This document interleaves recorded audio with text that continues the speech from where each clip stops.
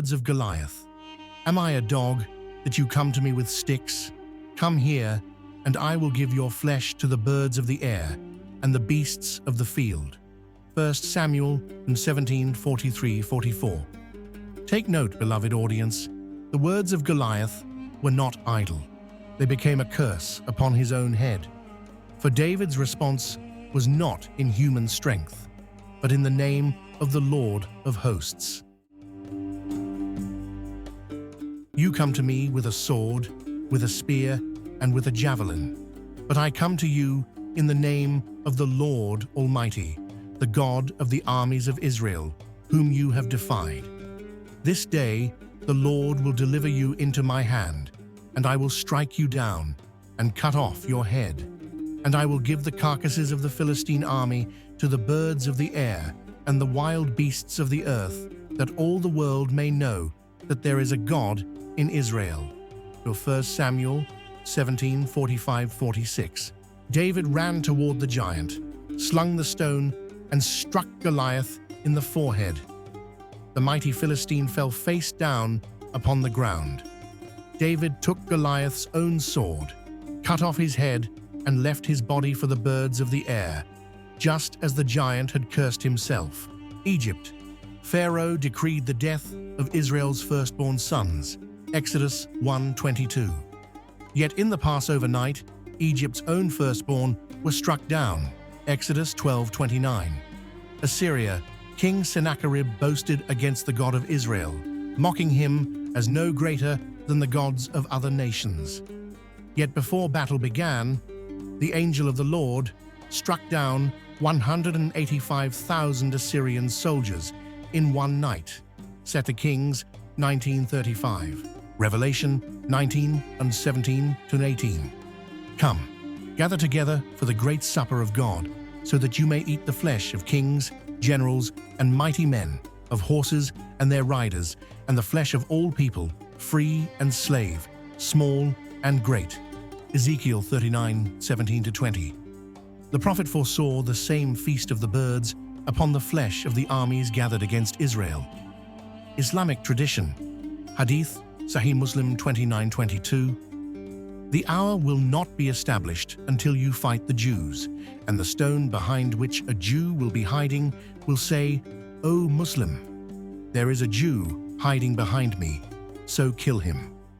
Yet what is intended for Israel will fall upon their own heads, for the Torah and the prophets declare that those who curse God's people will themselves be cursed. The battle of David and Goliath is not just history, it is prophecy in miniature.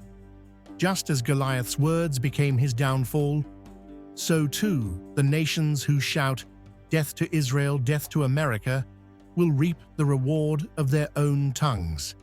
Genesis 12:3. I will bless those who bless you, and whoever curses you, I will curse, and all peoples on earth will be blessed through you. Iran's armament and the gathering of nations against Israel is not for Israel's destruction, but for their own judgment. The birds of the air will feast upon their flesh, as foretold in Revelation and Ezekiel. Ezekiel 39:9-12. After the battle, Israel will burn the weapons of their enemies for 7 years, and it will take 7 months to bury the dead and cleanse the land. This is the foreshadow.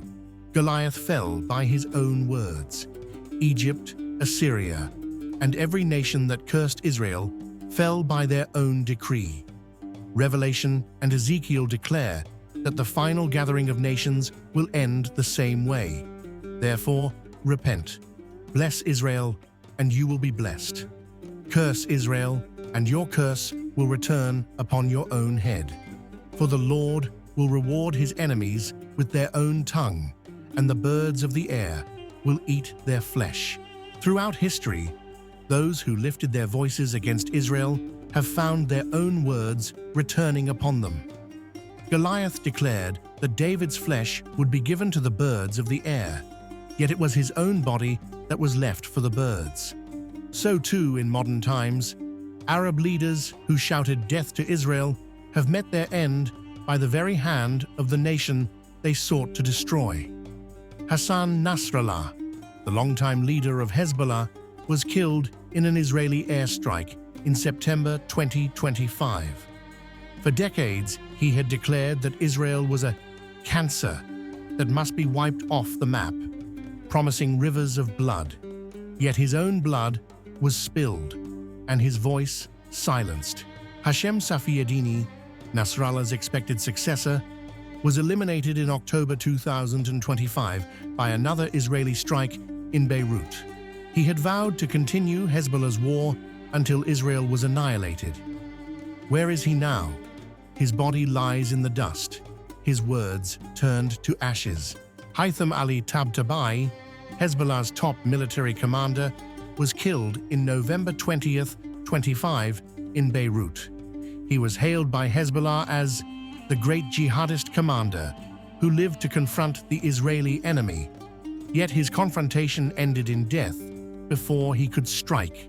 Wassim Abdel Hadi, a commander of the Palestinian resistance committees in Gaza, was assassinated by Israeli forces in 2025.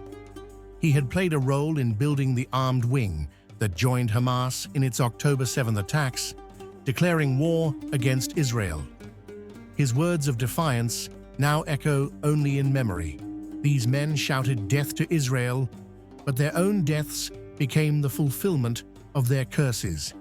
Just as Egypt decreed the death of Israel's firstborn and lost its own firstborn, and Assyria mocked the God of Israel only to see its armies slain before battle, so too these leaders who lifted their voices against Israel were struck down. Where are they now? Nasrallah, Safiedin, Tabatabai, Abdel Hadi? Their graves answer. Their chants of death to Israel became their own epitaphs. The foreshadow of David and Goliath lives on. Those who curse Israel will fall by their own words, while those who bless Israel will be blessed. The lesson is clear. Repent, for God will reward his enemies with their own tongue, and the birds of the air will eat their flesh. Revelation 19:17-18.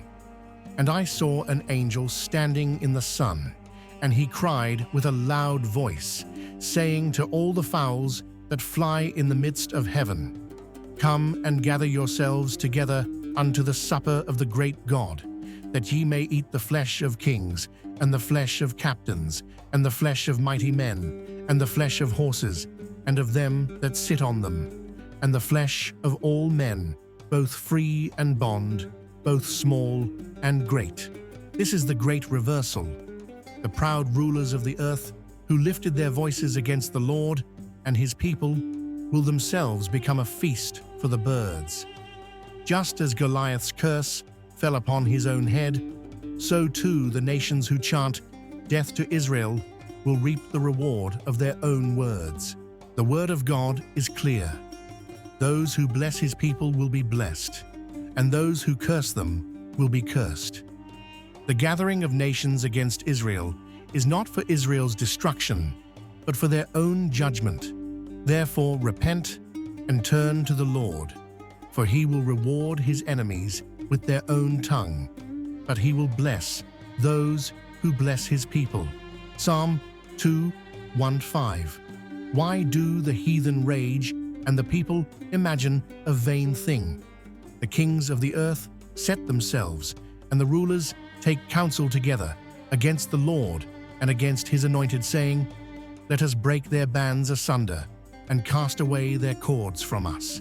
He that sitteth in the heavens shall laugh. The Lord shall have them in derision. Then shall he speak unto them in his wrath, and vex them in his sore displeasure.